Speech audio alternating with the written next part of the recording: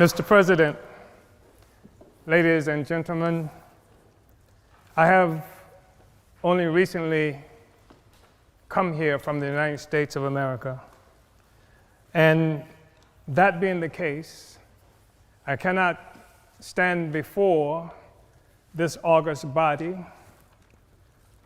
without prefacing my statement in defense of closer unity of Africa, without stating first my unconditional solidarity with President Maduro and the government and people of Venezuela, who are currently under attack, savage attack, by the declining world hegemon of the United States. I think it's absolutely necessary to say that coming from that country, and especially looking at the fact that the United States travels the world preening, presenting itself as the guardian of democracy and the rights of the peoples around the world, where the reality is that Africans who are colonized in the United States represent at least half of the largest prison population in the world. There are more Africans in prison in the United States than there are people in Djibouti or in Equatorial Guinea. And so we find it very difficult, also recognizing that by their own estimates, it would take 228 years for the income of Africans colonized in the United States to equal that of the colonial white population. So it is absolutely necessary for me to stand here today before you expressing total opposition to the United States government terroristic actions against the people of Venezuela with an attempt to starve the people into opposition to their government. Mr. President, brothers and sisters, comrades, it is also necessary for us to say that this question of a closer union with Africa, or between Africans, or within Africa, is not a purely academic question, despite the fact that this debate is occurring within the pinnacle of bourgeois academia.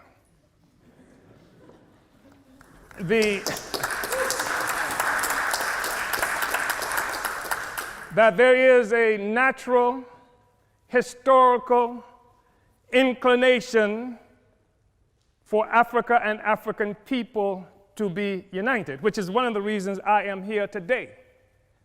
The truth of the matter is that this discussion about the unity of Africa, union of Africans, started much earlier than any incursion, as it might be characterized, of China or the Trump administration into Africa.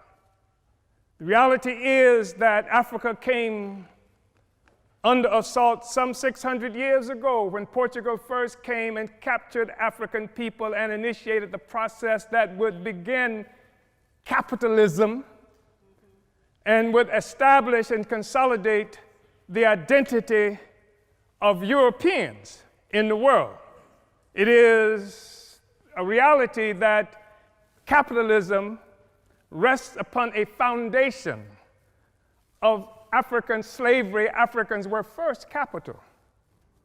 And in order for this to occur and to last, it was absolutely necessary to keep African people divided so that we could not resist this horrible incursion on Africa that continues up to now.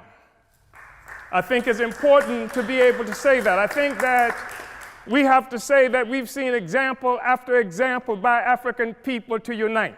We've seen what used to be warring tribes in this geographical terrain that we occupy at this moment, able to achieve a sense of sameness that people refer to as nations, founded on a common economy that came from slavery and colonialism. This is the basis of the unity that we see If there is a problem with the European Union today, it is because the foundation, the economic foundation of capital, of imperialism, is being stressed by the struggles of the oppressed peoples of the world to take back their resources from this parasite that bleeds Africa, that bleeds the world, that bleeds Afghanistan, that bleeds the people of Yemen who are dying by the thousands even as we have this discussion. This is the basis of a Brexit.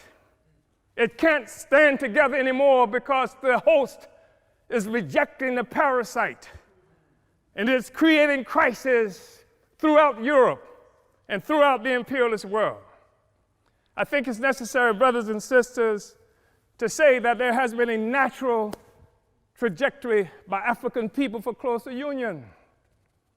We know that we're talking about having this discussion in part because in 1884-85, Europeans sat at a table in Berlin, Germany, not a single African there, and carved up Africa into the territories that we now sometimes call countries and illogically refer to as nations. Africans didn't do that. It was Europe that did that. It was Europe and imperialism that required Africa to be divided so that the resources of Africa, both human and material, could come and pave the streets in London and grow the buildings in Amsterdam and bring clean water to New York, while the streets in Sierra Leone are not paved, and the people in Sierra Leone do not have clean water, and there's no national electric grid there.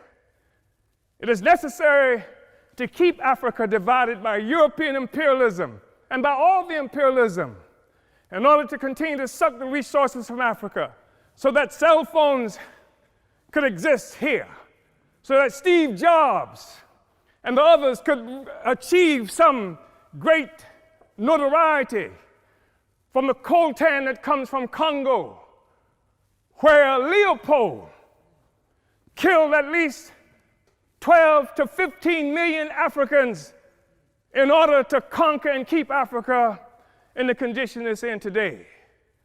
We talk about a united Africa and African Union because of what European imperialism has done to Africa to keep us divided.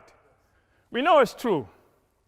We saw 100 years or so ago, Marcus Garvey organized the Universal Negro Improvement Association and African Communities Leagues that stretched across the globe.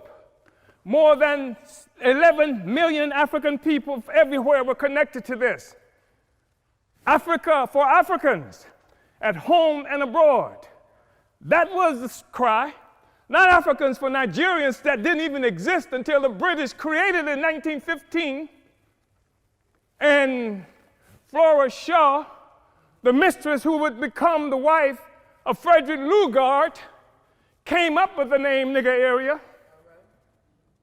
Not this false national consciousness that has been imposed on Africans around the world, so that when the Portuguese found shrimp on West Africa and then named it for the Portuguese word for shrimp, Cameroon, it is not true that they are shrimp despite the fact that the people call themselves Cameroonians today. It is a false national consciousness.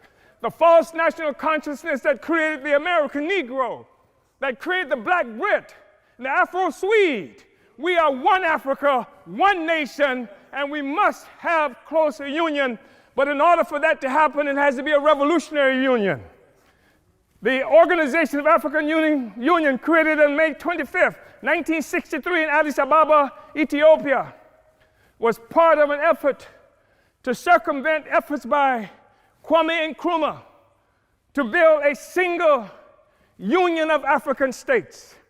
And instead, we come up with an Organization of African Union that codified the colonial borders that were created by Europe in 1884 and 85. We have to be able to break out of this, but it's going to take revolution in order to do this. African revolution, in order to do this, African revolution that will destroy imperialism and the world economy that's responsible for the growing immiseration of the masses of people around the world. Uhuru.